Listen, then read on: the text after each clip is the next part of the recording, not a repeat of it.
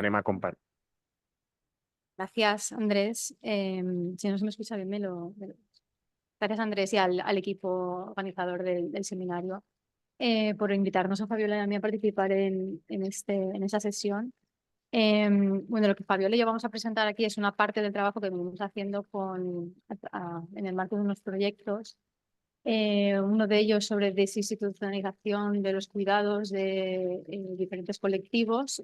La parte de la que nos encargamos Fernando Flores, Fabiola y yo fue personas mayores, el marco jurídico. Un proyecto, pues bueno, compañeros de otras universidades, liderado por la Carlos III.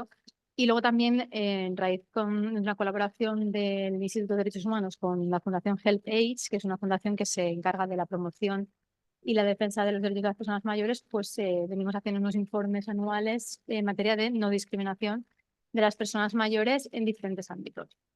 Entonces, lo que se nos ha puesto de manifiesto a raíz de estos proyectos es pues que existen una serie de problemas específicos que afectan a las personas mayores como grupo que las respuestas del derecho hoy en día serían insuficientes.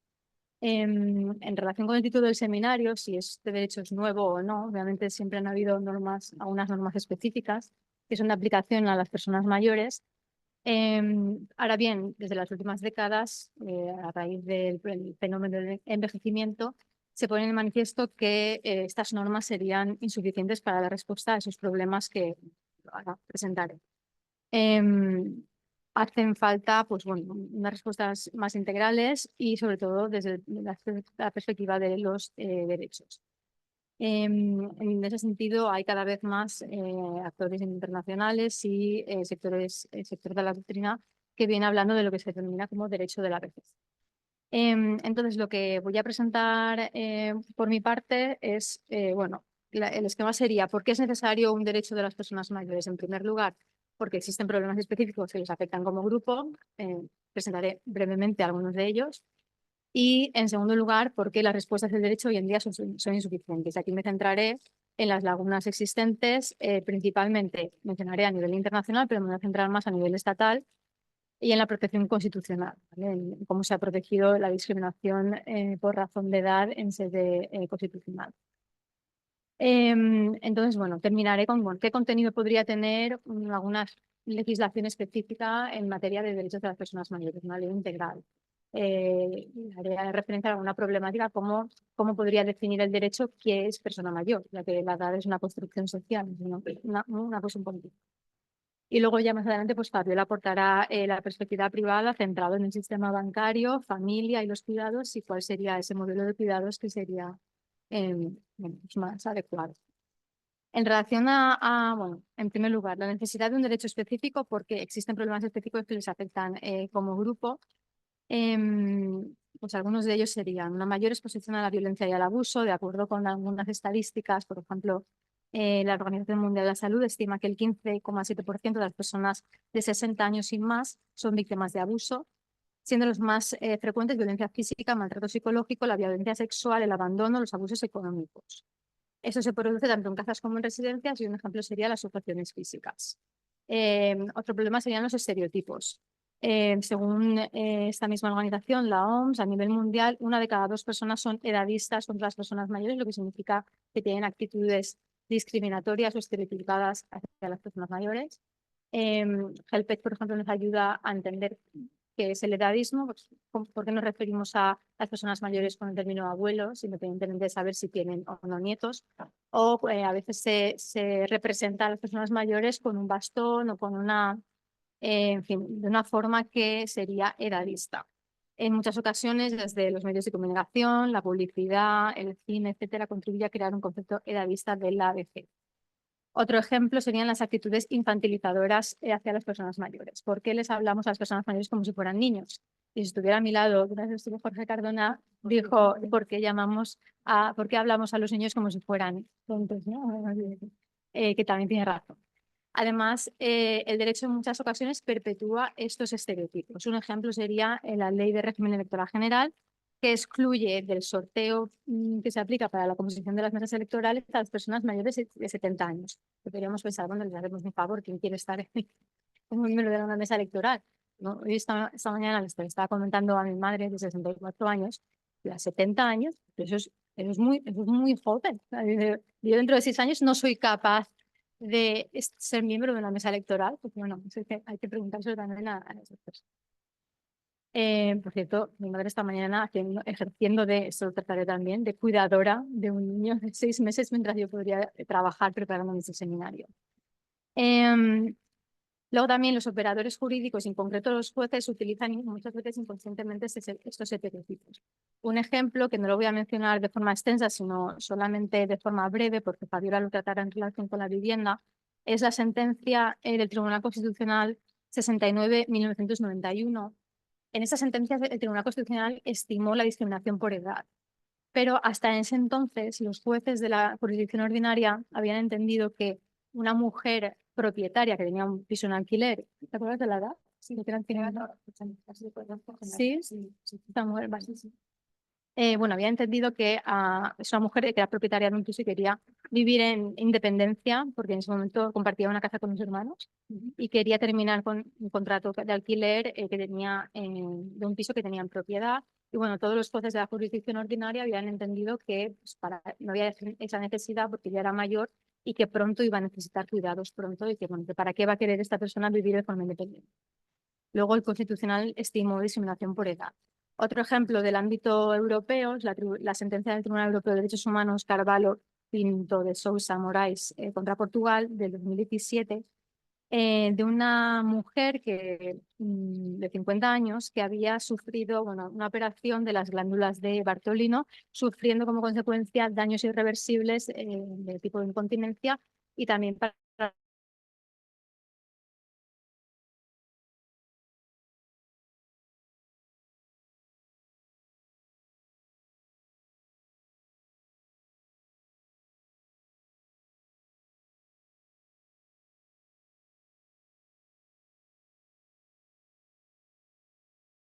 con la edad. Lo interesante también es que el Tribunal Europeo de Derechos Humanos estimó la discriminación, pero por razón de género, no por razón de edad. Bueno, otro problema es el problema tecnológico, la discriminación digital, de la que también hablará Fabiola en relación con el sistema bancario. En relación con los derechos económicos, sociales y culturales, bueno, algunos ejemplos sería la jubilación forzosa a una edad, las pensiones insuficientes, que además ponen de manifiesto desigualdades que ocurren a edades más tempranas. Se estima que en la actualidad las mujeres cobran unas pensiones un 30% menores en cuantía que los hombres. Todo ello guardará relación también con el llamado mínimo vital. Las tasas de pobreza de la población mayor no han dejado de aumentar desde el 2014. Por otra parte, otro derecho sería el derecho a los servicios sociales. Lo mencionaba antes haciendo referencia a mi madre, ¿no? Pero bueno, hoy en día los cuidados que se ofrecen a las personas mayores son precarios, no hay suficientes plazas de residencia pública y las pensiones, las prestaciones por dependencia, pues tampoco son suficientes para poder acceder a unos cuidados en condiciones. Además de, bueno, los cambios en el modelo residencial que se hacen falta, que también Fabiola lo va a tratar, así que tampoco voy a andar ahí, ¿no? Hacia una desinstitucionalización. Para terminar, termino con esta primera parte de mi intervención, el derecho a la salud. Hay varios problemas que les afectan a las personas mayores en relación con el derecho a la salud. Uno de ellos es la sobremedicación, que muchas veces se peca de sobremedicar a las personas mayores para que estén, bueno, más tranquilas, y sobre todo el tema del consentimiento o más activos. También el problema del consentimiento. En muchas ocasiones los médicos discuten qué medicación van a recibir las personas mayores directamente con los cuidadores y con los familiares, no con la persona que va a recibir esa medicación, que en muchos casos pues, sí que tiene capacidad para decidir, para entender qué es lo que va a tomar. Otro problema es el triaje y el establecimiento de prioridades en salud. Cuando se deniega algunas prestaciones, cuando se alcanza una determinada edad y se utiliza la edad como criterio de priorización o de exclusión. Y esto lo hemos visto con la pandemia. Bueno, esto lo trato en mayor detalle en un artículo que subimos a la página web, pero bueno, la pandemia se puso de manifiesto como la edad fue un criterio relevante para decidir la priorización de los recursos sanitarios. Algunas sociedades médicas, por ejemplo, la Sociedad Española de Medicina Intensiva, Crítica y Unidades Coronarias, el 19 de marzo de 2020 publicó un informe que bueno, se nos dijo que en el caso de personas mayores se había de priorizar la supervivencia libre de discapacidad.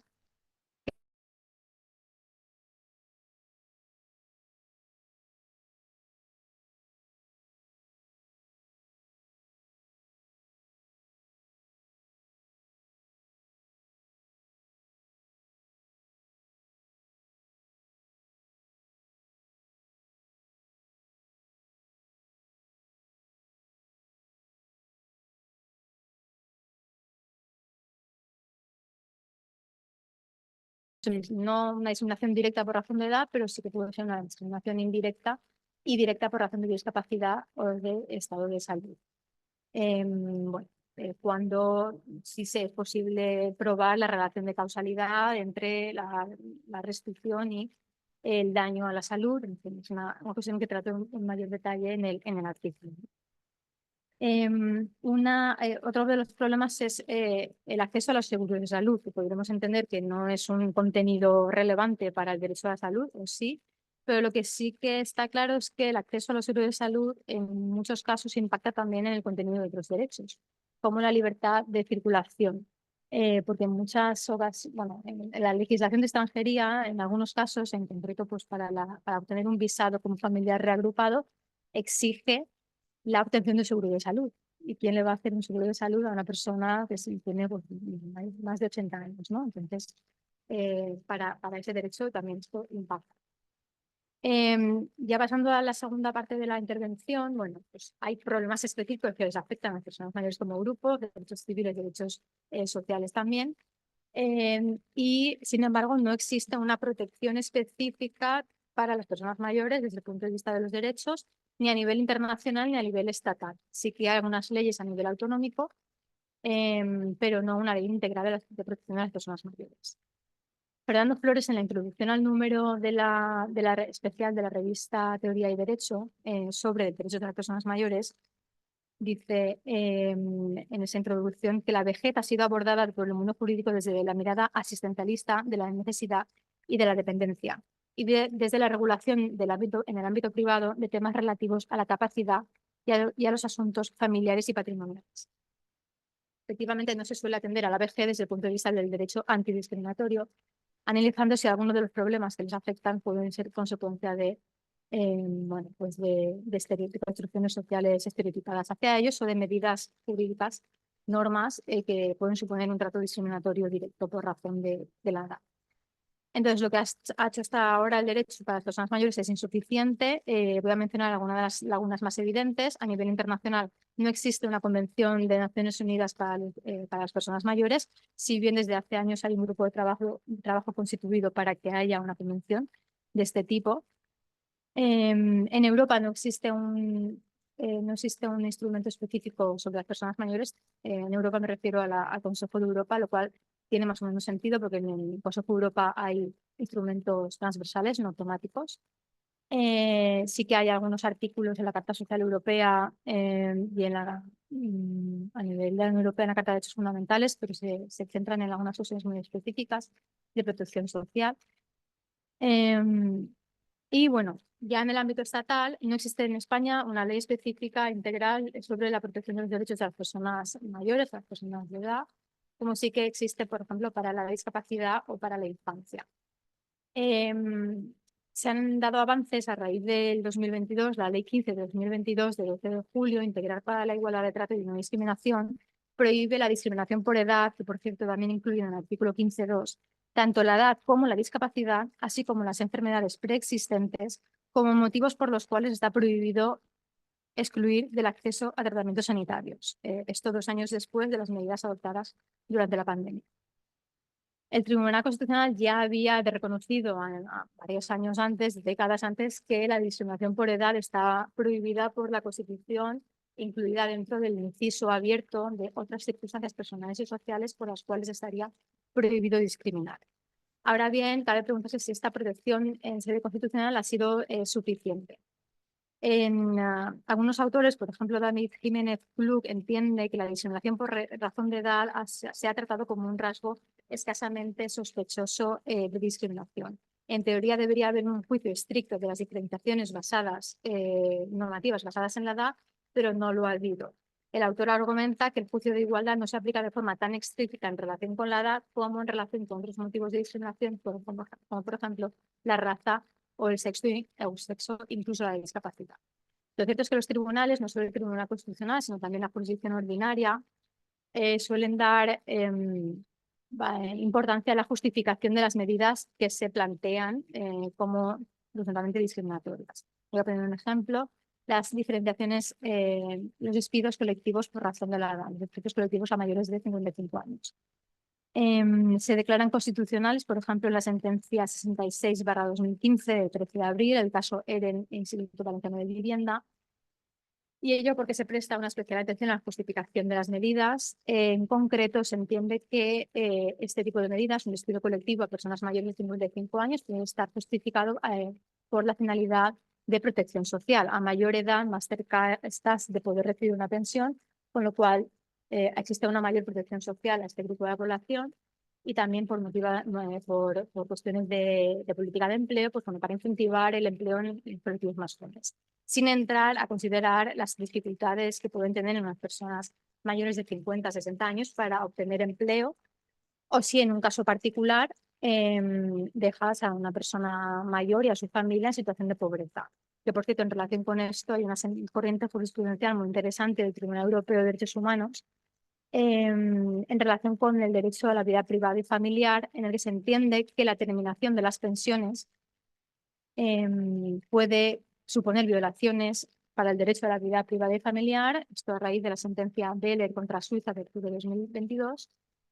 Entonces, una terminación de las pensiones puede suponer violaciones al artículo 8 del Convenio Europeo de Derechos Humanos si en las circunstancias particulares de un caso en concreto afecta en gran medida esa terminación de las pensiones, afecta a esa familia, ¿no? a la organización de la vida familiar, en lo que supone, pues, una interpretación viva del Convenio Europeo de Derechos Humanos. Recapitulando, la aplicación del juicio de igualdad en relación con la edad no ha sido tan estricta como ocurre con otras causas de discriminación, pero además una particularidad que ocurre con la edad es que el uso de la edad en los tribunales tiene lugar independientemente de qué edad estemos hablando, a niños, a personas, independientemente de la edad. Con lo cual, por ejemplo, David Jiménez Blu argumenta en que sería interesante incluir una discriminación por razón de la vejez, lo que a su vez conlleva el problema de determinar quiénes son personas mayores, que es jurídico. Y bueno, iba a terminar con esto, pero lo puedo mencionar ya. Esto sería más, bueno, para el debate, ¿no?, posterior. Sí que es cierto que establecer un umbral de edad para referirnos a las personas mayores es complicado, porque la edad es una construcción social. No es lo mismo ser mayor en un país como Japón o como en España que en Sierra Leona, cuando hay una diferencia en la esperanza de vida de más de 30 años, no es lo mismo. Pero bueno, algunas fórmulas que pueden ser de interés o de utilidad, por ejemplo, la Convención Interamericana de los Derechos de las Personas de Edad entiende como persona mayor aquella de 60 años o más, salvo que la ley interna determine una edad de base menor o mayor, siempre que ésta no sea superior a los 65 años. Es decir, seremos mayores o no según la ley del Estado. Se podría adoptar una fórmula así, o algunas otras opiniones pueden indicar la edad de jubilación, por ejemplo, sería también o si no, podría también diferenciarse según el problema que estamos hablando. En relación a la sanidad, mayores de 80 años. En relación con los estudios colectivos, mayores de 55 años. En relación con la protección social, a partir de la edad de 55 años. En relación con el contenido que podría tener una ley, el derecho de la vejez, o a nivel estatal, una ley integral sobre los derechos de las personas mayores, pues bueno, tomando como de utilidad la Convención Interamericana sobre la protección de los derechos de las personas mayores, algunos derechos de interés, como por ejemplo el derecho a brindar consentimiento libre e informado en el ámbito de la salud, el derecho de la persona mayor que recibe servicios de cuidado a largo plazo, en la no discriminación, derecho al trabajo, a la nacionalidad y a la libertad de circulación, la vivienda, etc. También la legislación autonómica, por ejemplo, la ley del 99 de atención y protección a las personas mayores en Andalucía, menciona el derecho a la intimidad, el derecho a no ser discriminados por razón de edad, el derecho a una atención individualizada acorde con sus necesidades específicas, derecho a que se le faciliten las prestaciones sanitarias, farmacéuticas, y asistenciales que corresponda al servicio o al centro, derecho a mantener relaciones interpersonales, que no se les excluya a las familias de visitar, etc. Bueno, los objetivos de esta legislación serían más o menos claros en relación con lo que he venido argumentando desde el comienzo, que serían prevenir el abuso, el abandono, la negligencia, el maltrato y la violencia contra la persona mayor y adoptar una visión y práctica integral que contribuya a proteger y asegurar el ejercicio de los derechos de la persona mayor. Entonces, hasta aquí mi intervención. Paso de la palabra a Fabiola y vamos a hacer eso.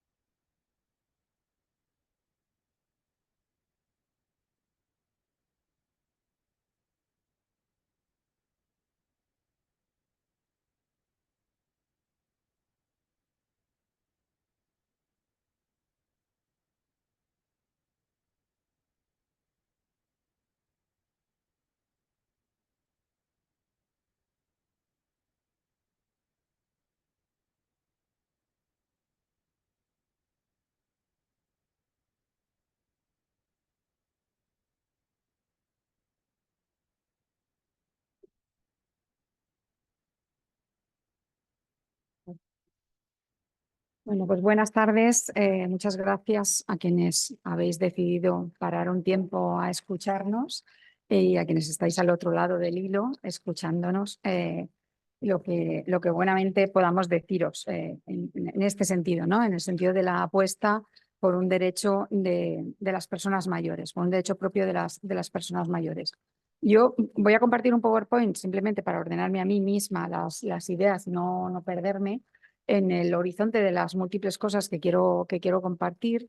Y lo he llamado perspectivas del derecho privado, pero soy consciente de que el derecho privado y el derecho público es una distinción puramente escolástica que no nos sirve muy bien, pero sí para tener unas aproximaciones o unas justificaciones de por qué incluso desde una mirada de alguien dedicado al derecho privado, este derecho debe de ser, hay que apostar por él y debe ser considerado.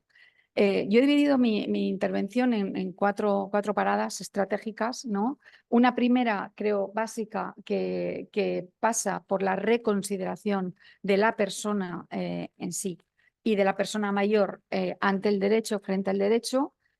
Una segunda parada en el edadismo del sistema, el edadismo en el sistema bancario, que sostengo que existe, y os he dejado un artículo también en el aula virtual al respecto. Otra mirada hacia la familia y las personas mayores en el seno familiar y el derecho al buen trato, que va mucho más allá del maltrato y el tema de los cuidados. Y por último, envejecer en casa con lo que puede implicar envejecer en casa.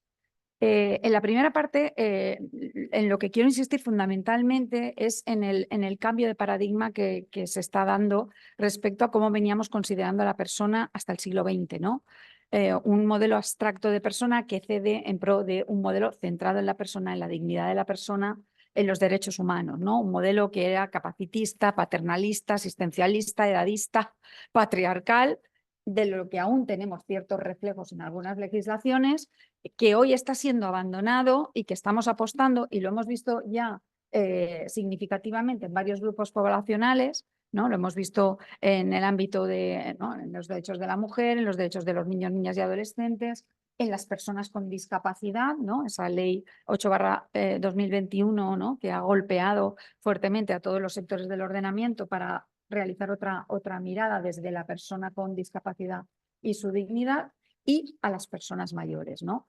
Un modelo que apuesta porque haya unas ideas fuerza, unos ejes fuerza que sean esos, ¿no? La dignidad, la autonomía, una autonomía, digamos, particular, permitirme una autonomía con cuño propio de la que voy a hablar, la idea de igualdad, ¿no? De igualdad de derechos, de igualdad de oportunidades y la participación, elemento crucial, fundamental, que se insiste mucho para los otros grupos poblacionales, ¿no? En no dejarlos al margen el escucharlos, oírlos, tomar en cuenta sus decisiones y voluntades.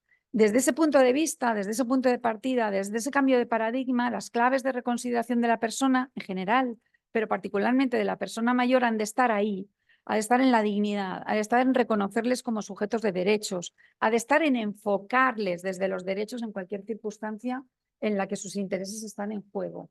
Ha de ser la autonomía, os decía, la autonomía con un cuño específico, un cuño relacional. Y es que, sabéis que la idea, ¿no? La idea que ha permeado los códigos civiles, la idea propia del liberalismo era definir a la persona desde la autonomía personal, individualista, ¿no? de bastarse por sí mismo, ¿no?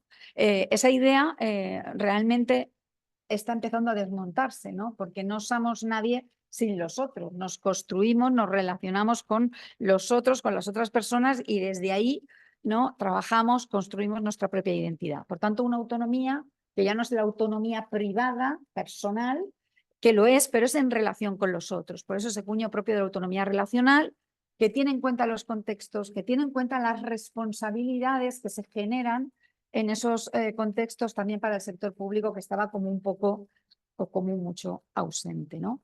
Una idea que también huye de la autosuficiencia, ¿no? Construyamos a la persona como autónoma, como independiente. Esto era una idea también muy del liberalismo en la construcción de la persona, ¿no? Como independiente o construida como desde lo dependiente. Y lo dependiente en el peor sentido de los términos, es decir, ¿no? De que vas a estar apartado, vas a estar callado, vas a estar, ¿no? Sin expresar tu opinión, porque va a haber otras personas que te van a representar, que van a hablar por ti, que van a hablar, ¿no? En pro de tus intereses, sean los tuyos o no, ¿no? Va a haber otras terceras personas que lo van a hacer. Bien, pues esa idea de dependencia y de autosuficiencia también empieza a deconstruirse y también se hace para las personas mayores en una idea de interdependencia. Somos interdependientes desde el principio hasta el final, nos necesitamos en múltiples ámbitos y en muchos momentos a lo largo de la vida y por eso la idea de poner el cuidado en el centro, la idea de los cuidados en el centro del sistema como un sistema que nos iguala, ¿no? que nos cuida desde el principio hasta el final con toda la interpretación holística de lo que significan los cuidados, ¿no? Con una idea de una solidaridad intergeneracional, ¿no? Que va permeando todo el sistema en el que nos necesitamos, ¿no? Las generaciones jóvenes a las personas mayores, y esto se está viendo también en la reivindicación, por ejemplo, que han hecho las mujeres mayores en Suiza, ¿no? Por el tema de la protección del medio ambiente, en el que han pedido respeto no solo para ellas por los daños en la salud que sufren, sino por los daños a las nuevas generaciones por no cuidar el medio ambiente, nada menos que al Estado de Suiza, ¿no? Y que han conseguido ganar y hacer ese recorrido. Bueno, pues una solidaridad intergeneracional que apela a lo ambiental, ¿no? No somos seres relacionales, pero además estamos en el mundo, un mundo que ha de ser sostenible y esa idea, ¿no? Y por último, la idea de la participación, ¿no? De escuchar las voces, la idea de Gilligan esta, ¿no? De escuchar las voces de las niñas que nos hablan de cómo el patriarcado pasa de generación en generación. Bueno, pues esta idea de escuchar las voces también de las personas mayores que tan ausente ha estado durante tanto tiempo, especialmente en tiempo de pandemia.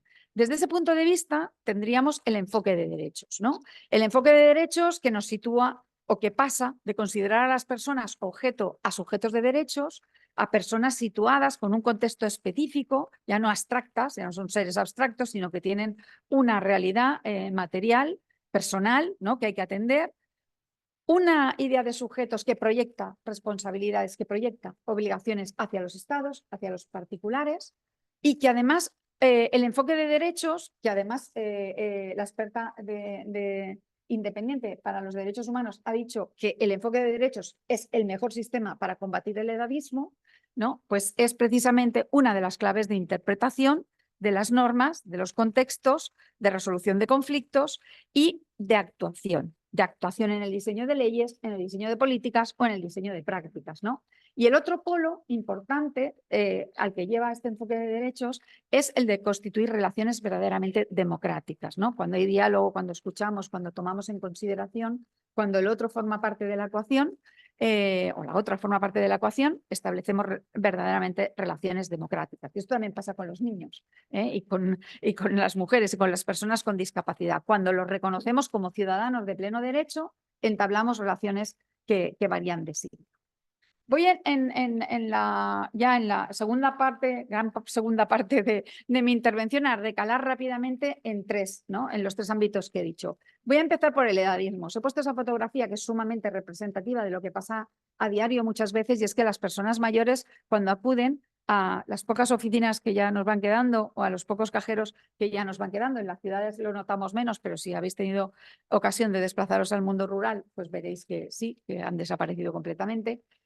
O que están en vías de, ya os digo yo que están en vías de, bueno, pues vemos a personas mayores normalmente que piden apoyo, ¿no? A terceras personas, que a veces son las propias del banco, a veces son terceras personas que pasan por allí, que les tienen que ayudar para poder, ¿no? Para poder utilizar el cajero, para poder sacar su dinero que está ahí depositado, ¿no? La pregunta que nos hacemos en este sistema es si existe una discriminación por edad o no. Yo sostengo evidentemente que sí, si fuera yo no sería nadie, porque no soy nadie, pero es que lo dice la experta independiente de derechos humanos, el defensor del pueblo, el Ministerio Fiscal, la Agencia Española de Protección de Datos, y me quedo ahí, ¿no? Bueno, no me quedo ahí, me quedo en también la plataforma de personas mayores y pensionistas, que también ha reconocido que hay una práctica edadista en el sistema bancario. Sabéis que el sistema bancario nos ha llevado a todas las personas, mayores y no mayores, a la digitalización, al acceso online a todo tipo de servicios que son esenciales, entre los que podemos entender los bancarios, porque al final acceder a tu dinero es un servicio esencial, ¿de acuerdo? Pero no solo los bancarios, también los de salud ya se están empezando a prestar utilizando tecnología, y por lo tanto, bueno, pues digamos, un sistema de alta digitalización sin alternativas no automatizadas, que esto es afeado a la conducta a las entidades bancarias por la propia Agencia Española de Protección de Datos, que ha dicho que este sistema no supera los juicios de necesidad y de idoneidad, pero que además en el caso de las personas mayores adquiere un contexto específico, porque las personas mayores tienen una brecha digital considerable. Una brecha digital marcada por la pobreza, porque en muchas ocasiones no pueden costear los servicios de Internet, ¿no? El acceso a banda ancha, los terminales para poder acceder a los servicios digitalizados, y porque no tienen ¿no? la capacitación y, ojo, la actualización, porque muchas veces se dice, no, es que con formarlas ya está. No, porque nosotros que nos formamos a diario sabemos que mañana nos tenemos que volver a formar porque ha salido no sé qué, que ha cambiado no sé cuántos y que ya nos tenemos que aprender este otro sistema porque si no ya no funciona el servicio, ya no me prestan el servicio. Es decir, que esto genera unos contextos y unas necesidades propias de las personas mayores que conviene atender. Y el otro elemento que genera discriminación es el hecho de la desbancarización. Ya os traigo una gráfica, por eso también he utilizado el PowerPoint, porque la desbancarización es espectacular, ¿no? Como hemos sufrido en los últimos años esa poca presencia de oficinas, de cajeros automáticos, sobre todo en el mundo rural, ¿no? Donde hay mayor despoblación, son los más castigados, y donde la ruralidad juega en contra de las personas mayores, ¿no? Por tanto, es un modelo de negocio que vulnerabiliza a las personas, ¿no? Que las vulnerabiliza porque, pues evidentemente, porque las lleva a no tener agencia propia, sino que dependen de terceras personas que les ayuden a entender cómo pueden hacer, cómo realizar un trámite para el que no se consideran autónomas, por si lo hacen mal, por si el dinero lo envían a otra parte, pagan a otra persona, en fin, ¿no? La inseguridad jurídica que tienen, porque además la inversión de tiempos, esfuerzos y recursos es extraordinaria, con lo cual son inidóneos, y porque la gestión del riesgo para ellas es muy alto. Por lo tanto, estamos ante un negocio verdaderamente que vulnerabiliza, ¿no?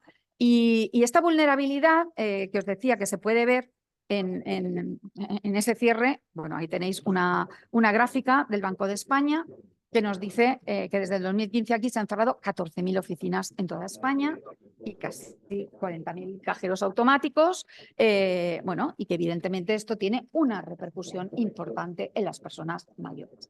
La tiene tanto que recordaréis aquella campaña de Carlos San Juan, ¿no? Que era un médico de 74 años, que posterior a la pandemia, ¿no? En chase.org lanzó una campaña de soy mayor, pero no soy idiota, ¿no? Soy mayor, no idiota. Entonces, porque se había visto maltratado, ¿no? En una gestión bancaria donde habían visto, usted no entiende algo que es muy fácil, ¿no?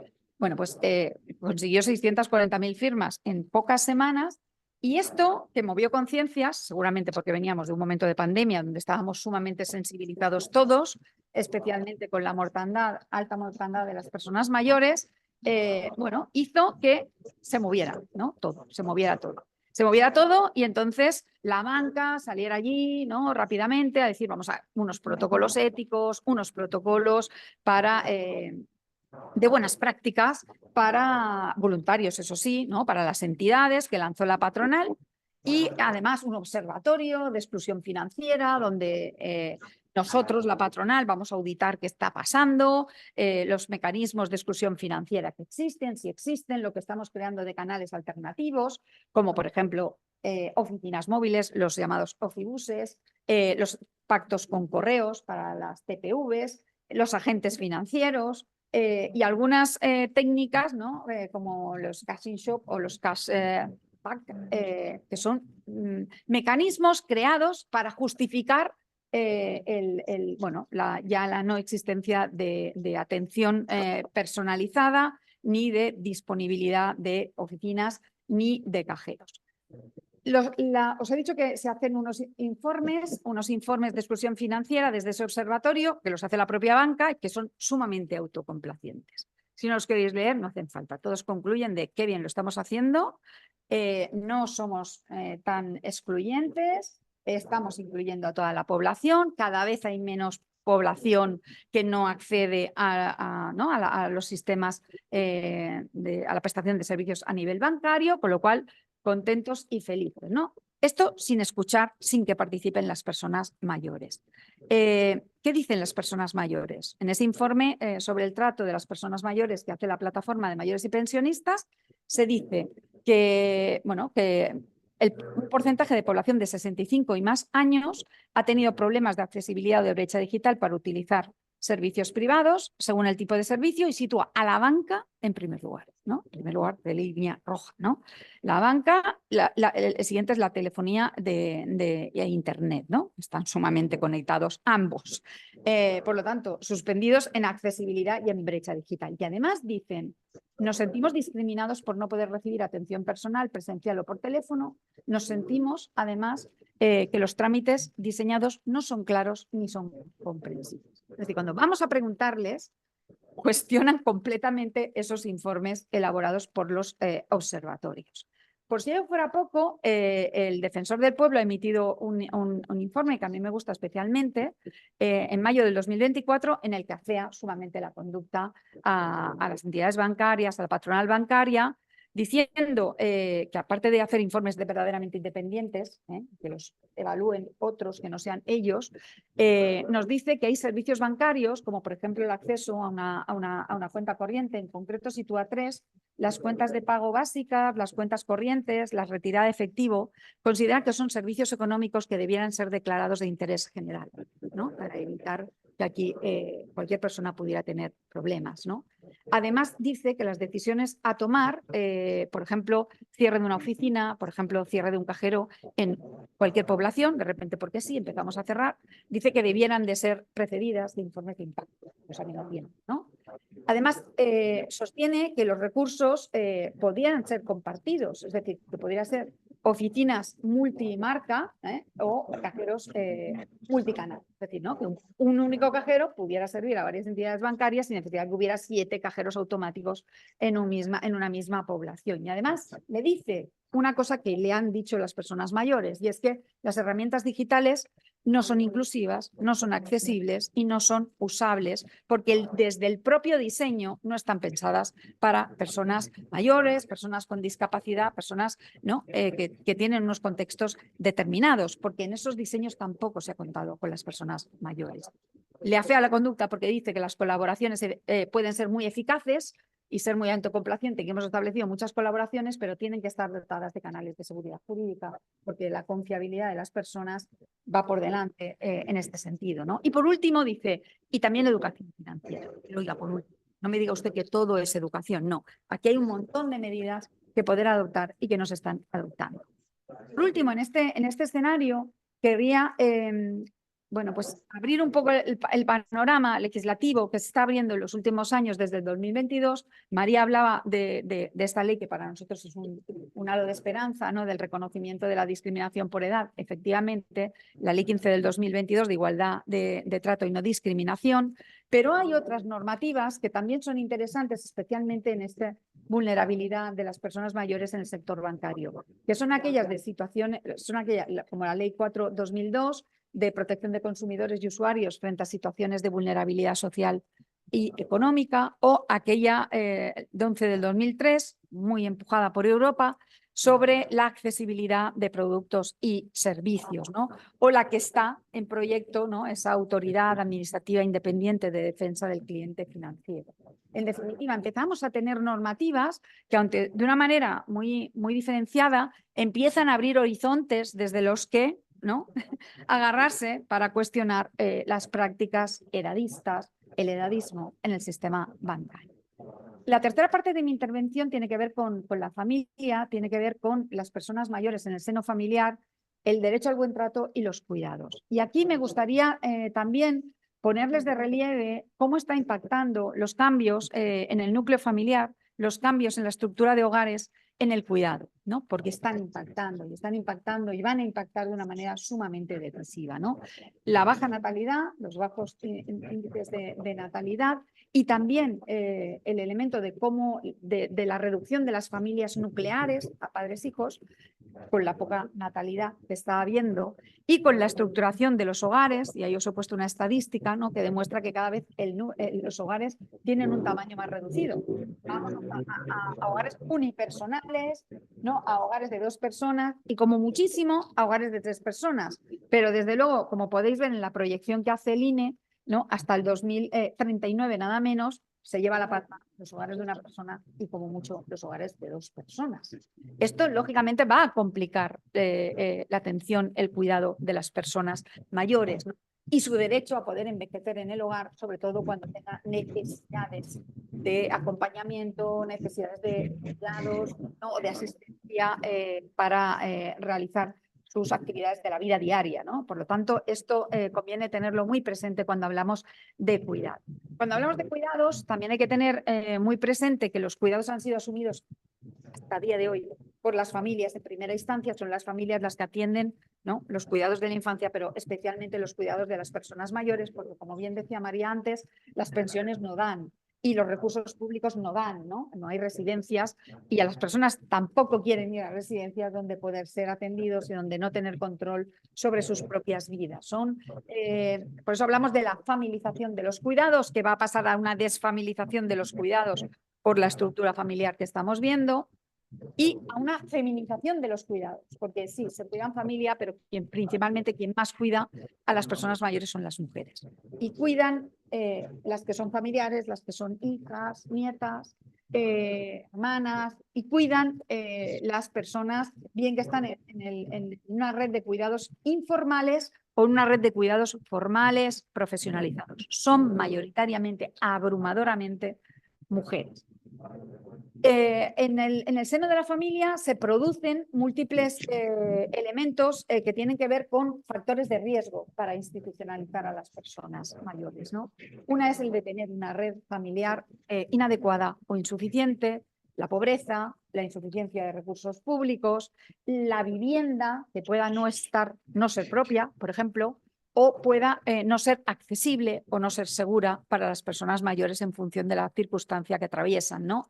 El género es un factor decisivo, las mujeres son más institucionalizadas que los hombres y lo son sobre todo a mayor edad y con una salud más precaria. Nosotros, desde el grupo de investigación que tenemos y en los trabajos que realizamos, reivindicamos un derecho al cuidado, reivindicamos las democracias cuidadoras de la que habla Joan Tronto y reivindicamos el derecho al buen trato de las personas mayores, que va más allá del maltrato, ¿no?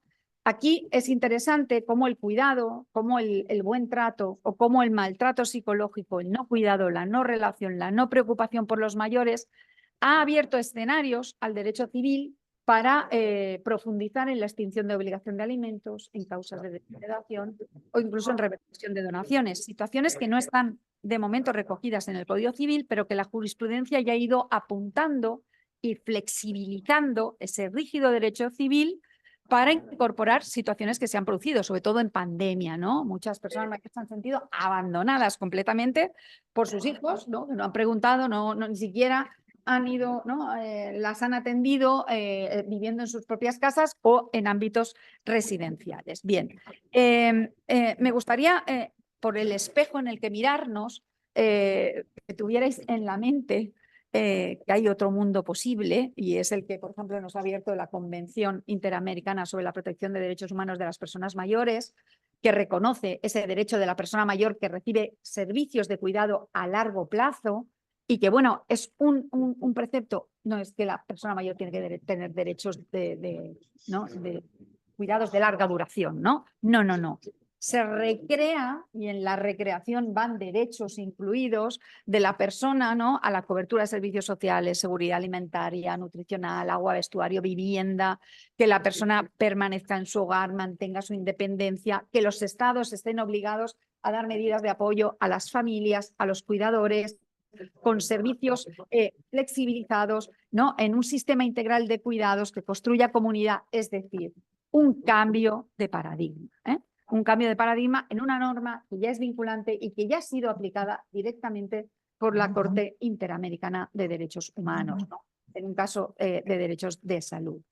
El otro espejo en el que mirarse no lo tenemos tan lejos, lo tenemos aquí, lo tenemos en la LOPIBI para el buen trato, ¿no? Y la LOPIBI, sabéis que es la ley integral, la ley orgánica de protección integral de la infancia frente a la violencia, define el buen trato, ¿no? A la infancia y a la adolescencia y dice, y simplemente cambiando los un hecho exquisito, ¿no? Si dijéramos que el buen trato es aquel que respeta los derechos fundamentales de las personas mayores, que promueve los principios de respeto mutuo, dignidad, convivencia democrática, solución pacífica de los conflictos, igual protección ante la ley, igual oportunidades y prohibición de discriminación.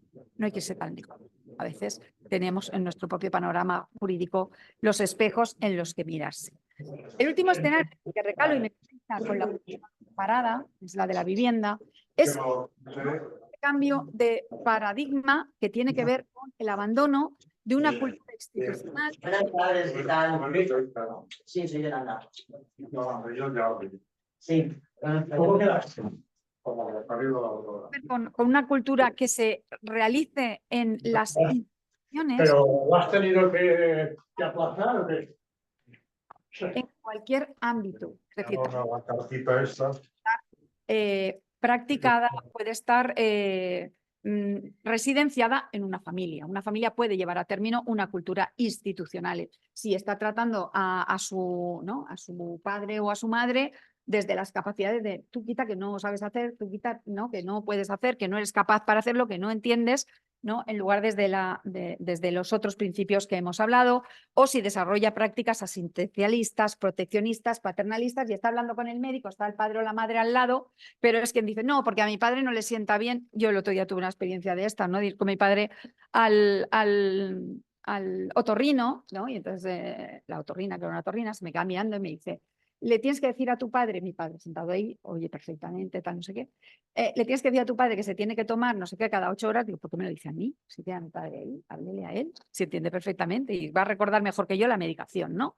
Bueno, pues prácticas proteccionistas, paternalistas, apoyos y cuidados que evitan que la persona tenga control sobre su propio proceso de cuidados, que la vulnerabilidad de la persona sea vista como una condición personal. Eres vulnerable porque sí, y eso es tu situación, pero no proyecta una vulnerabilidad social y todo lo que el Estado tiene que hacer para combatir esas barreras que se generan, o que justifique las restricciones de derechos de las que hablaba antes María, ¿no? Las restricciones que están basadas en la polimedicación, ¿no? La sumisión química, o también la restrictiva física, ¿no? De sujetar a las personas mayores en sus propias camas para que no se caigan y tal, porque no tenemos suficiente ratio de profesionales que vigilen que no tengan que estar atadas, ¿no? En fin, o que sean prácticas que hagan campar el edadismo por doquier, ¿no? Frente a eso se está apostando por un modelo de desinstitucionalización que es un proceso, es una cultura, ¿no? Basada en todo lo que os he dicho, que no os voy a repetir, pero fundamentalmente en la dignidad, en la autonomía, en la libertad, en el control de la propia vida, en unos cuidados que sean integrales, que se centren en la persona desde un enfoque de derechos y que esa idea de vulnerabilidad no sea personal, sino social también. No sea una circunstancia de la persona, sino que socialmente, ¿no?, se busque combatir eso, como se está haciendo con ¿no?, los ajustes necesarios en el tema de infancia, en el tema de personas con discapacidad, etcétera, etcétera, etcétera, ¿no? En el que las restricciones sean completamente excepcionales, estén sumamente justificadas, estén supervisadas, estén amparadas y controladas, en definitiva, por el Ministerio Fiscal, ¿no? Un Ministerio Fiscal muy cuestionable con todo lo que ha pasado en las personas mayores, que no ha hecho absolutamente nada hasta el momento. Y una idea de no discriminación y de igualdad, de derechos y de oportunidades. No sé por qué ahora se ha colgado y no va. No sé. Bueno, la siguiente cuestión, porque ya incido. Bueno, esta es la estrategia de la que os hablo, la estrategia estatal para un nuevo modelo de cuidados en las que nosotros, Fernando Flores, María y yo, y otros compañeros de la Carlos III y otros compañeros de otras universidades, hemos participado en particular en el estudio de las personas mayores que os hemos dejado a vuestra disposición en el aula virtual.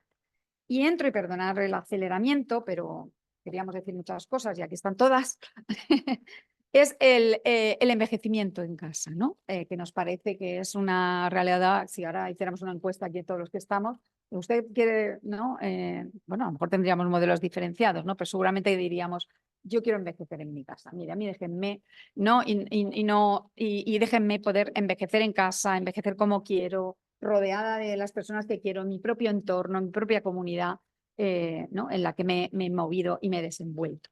Bien, pues este derecho, a pesar de que nosotros tenemos un derecho constitucional, como sabéis, fundamental, una libertad de establecer nuestro lugar de residencia, a las personas mayores les es negado, ¿no? Y son muchas veces otros los que, con una influencia decisiva en sus vidas, deciden dónde tienen que vivir, en muchos casos con los abuelos maleta, recorriendo cada 2 meses, cada mes, casas de los hijos por los que van peregrinando, o en residencias, o con un sistema de cuidados que seguramente no es el que les gustaría, porque no les hemos preguntado lo que querrían, ¿no?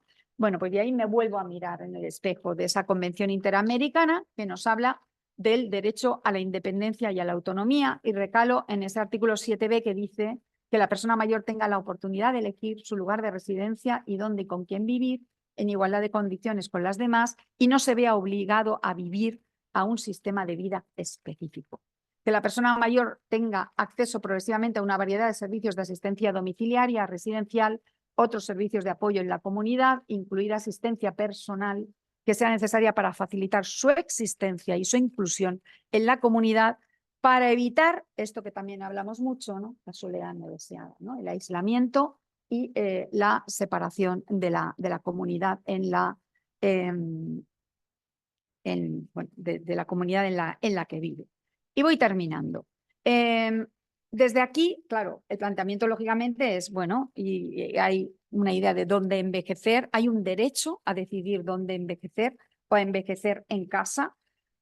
Hay un marco legal que se va aproximando desde lugares periféricos, entendedme, no digamos que no sean necesarios, útiles, pero son periféricos. Estamos hablando de los servicios sociales que reconocen el derecho a envejecer en casa.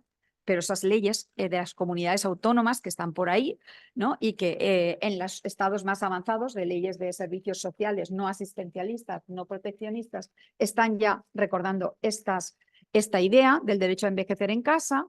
En muchas normas de soft law, sobre todo en las que regulan los cuidados de larga duración, pero es necesario recalar, profundizar en la autonomía, que fue una idea, ¿no? Que la ley de autonomía y de dependencia pasó por alto y en la que cabría profundizar, a lo mejor con una nueva ley de autonomía personal o a lo mejor con una ley integral de derechos de las personas mayores. Lo que sí que tenemos claro es que la dotación de recursos públicos es insuficiente, se necesitan servicios, más servicios de calidad, servicios ágiles que lleguen no en 3 años que la persona ha muerto o ya no está en las circunstancias en las que pidió ese tipo de servicios, servicios flexibles que vayan modulándose con la situación de la persona, servicios de cercanía, por lo tanto que no castiguen la ruralización de las personas mayores, que sabéis que es importante, y cuidar también la construcción de entornos de cuidados y comunidades de cuidados que tenemos muy desatendido, ¿no? La otra idea es si envejecer en casa es una opción hoy, y yo os diría que sí, para la gente que tiene recursos. Así de claro. Es decir, envejecer en casa es hoy para quien tiene una vida autónoma, independiente, para quien va teniendo una vida con cierta necesidad de asistencia, se va complicando y por tanto no es una opción hasta el punto de que, bueno, ni siquiera gente con recursos económicos consigue, cuando hay una cierta dependencia, ¿no?, llegar a final de término porque no puede disponer de tantos recursos, sobre todo si necesita una presencia de personas durante 24 horas en un hogar y no hay familia con la que poder establecer esos turnos, ¿no? La otra cuestión que abre también y que el derecho civil trabaja es el tema del valor de la vivienda en propiedad, ¿no? Cómo la hipoteca inversa puede ser una fuente de recursos para quien tiene recursos ya y puede tener una vivienda en propiedad con la que tener un plus de económico que destinar a los cuidados, unos cuidados que no sean de 24 horas, porque tampoco llegarías, ¿de acuerdo? Y luego está esa idea de vivienda líquida, ¿no?, que leía en un artículo de La Vanguardia. Bueno, ya lo de Bauman y la liquidez se aplica a todo, ¿no? Pues también a la vivienda líquida, con los senior living, ¿no?, que buscan un sector, es un sector inmobiliario potente, depredador, que busca y que tiene muy claro a dónde va, y va gente con dinero, con recursos económicos, ojo, con vida independiente, autonomía y con muy poca necesidad asistencial. A lo mejor un médico, algo, pero poco, ¿no? Casi nada, ¿no? Es ese vector al que va. Y habla de objetivo, ¿no? Y os he puesto una gráfica ahí para que lo veáis, que no lo digo yo, pero lo dicen ellos mismos, ¿no? Hay unos 45 millones de personas con necesidades asistenciales leves o nulas que podrían ser un objetivo para senior living en Europa, ¿no? Estamos hablando, en el 2021 estábamos hablando de 6,5 millones de personas, sobre todo un campo abonado a los extranjeros, ¿no?, a los extranjeros con recursos que se vienen a envejecer a España en zonas soleadas y maravillosas costeras que tenemos, ¿de acuerdo? Sí que me gustaría, bueno, os he puesto lo del senior living, sí. Pero me gustaría también que, aunque sea así a bote pronto, deciros que también hay otras formas de envejecer, ¿no? Otras formas de envejecer que también alguna legislación incipiente o prácticas que se están desarrollando en algunas entidades locales están ahí, ¿no? El acogimiento de personas mayores que han llevado a término alguna comunidad autónoma es una fórmula también, ¿no? Hablamos de acogimiento de niños, niñas y adolescentes. Bueno, pues también el acogimiento de personas mayores podría ser una fórmula de poder envejecer, ¿no?, en familia, cuando a lo mejor no tenemos familias. La convivencia de ayuda mutua, que la compilación que el Código Civil de Cataluña contemplaba. La convivencia intergeneracional, ¿no?, de jóvenes estudiantes que vienen a la ciudad a estudiar y pueden acompañar a una persona mayor y por lo tanto, ¿no?, esas convivencias intergeneracionales por las que han apostado algunas entidades, ¿no?, algunas entidades municipales. O el cohousing senior, que no tiene que ver nada con el senior living, ¿no?, que son propuestas ya participativas, colaborativas, normalmente en un marco de cooperativa, donde los propios residentes determinan cuáles son sus derechos, qué van a hacer en la comunidad, qué necesidades tienen, etcétera, y cómo satisfacerlas. No voy a redundar en lo que apuntaba María, esa sentencia del Tribunal Constitucional, que le pegó duro a los tribunales de instancia y que afeó la conducta a una persona de 80 años que tenía derecho a decidir, ¿no? A rescatar su propia vivienda para sí, para poder vivir independientemente, ¿no? Y que cuestionaba que con 80 años dónde iba a ir, ¿no? ¿Dónde iba a ir? Bien, no voy a recalar en ello, pero quisiera decir para ir terminando que el derecho civil también abre una ventana de oportunidad con múltiples mecanismos a través de los cuales la persona, incluso cuando ya no esté en condiciones de poder manifestar su propia voluntad, puede avanzarse y puede expresar su voluntad. La autocuratela, las voluntades previas, un poder notarial preventivo, podrían servir a estos efectos. Termino con las residencias de mayores, porque quiero terminar con esta foto, que quienes trabajamos en materia de envejecimiento tenemos muy presente, porque es esto lo que tenemos que tener en la cabeza. No solo esto, pero especialmente esto, ¿no?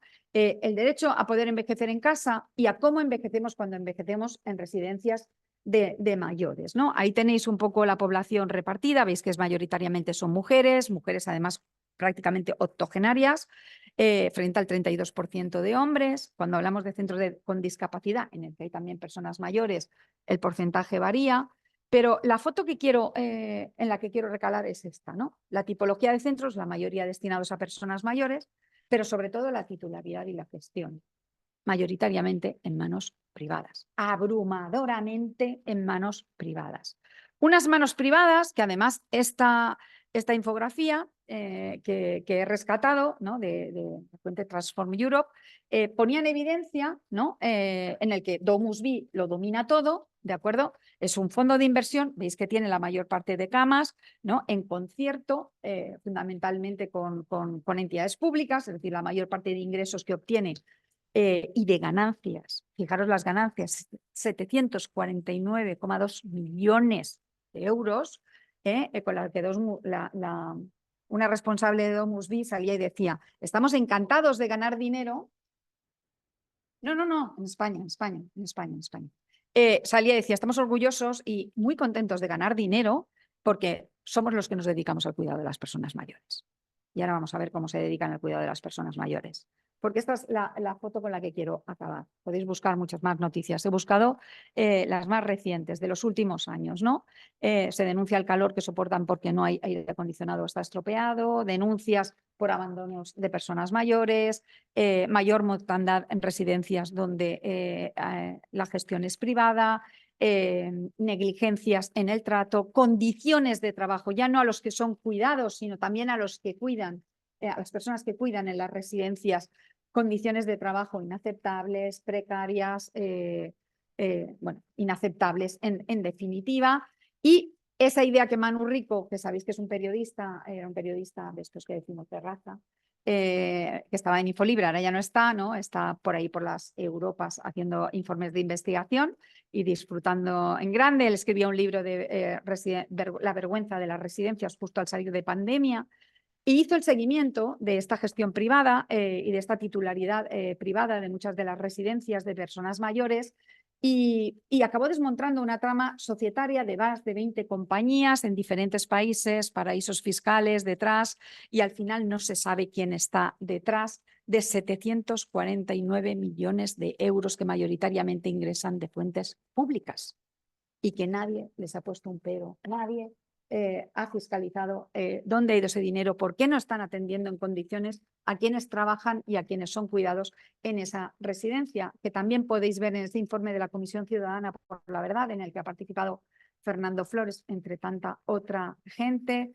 Martín Pallín, bueno, en fin, y el propio Manu Rico y otra tanta gente, que os recomendamos, que está accesible y es público. Todo esto para concluir diciendo que los derechos de las personas mayores están en juego, continúan en juego, que los derechos de las personas mayores tienen que ser reconocidos, tienen que ser respetados, tienen que ser protegidos, que estas personas tienen que ser reconocidas como sujeto de derechos, que sabemos lo que queremos, que sabemos cómo avanzar, que sabemos que queremos sociedades más justas, más redistributivas, más equitativas, que queremos sociedades para todas las edades y que el tiempo apremia si queremos que muchas de nuestras personas mayores lo acaben viendo. Así que os damos las gracias y quedamos a vuestra disposición para...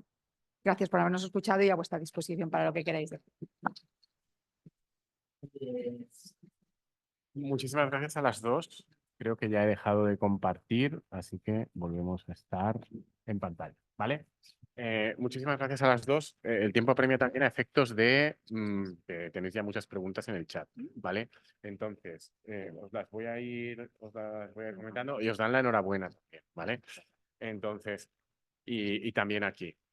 Entonces, empiezo un poco...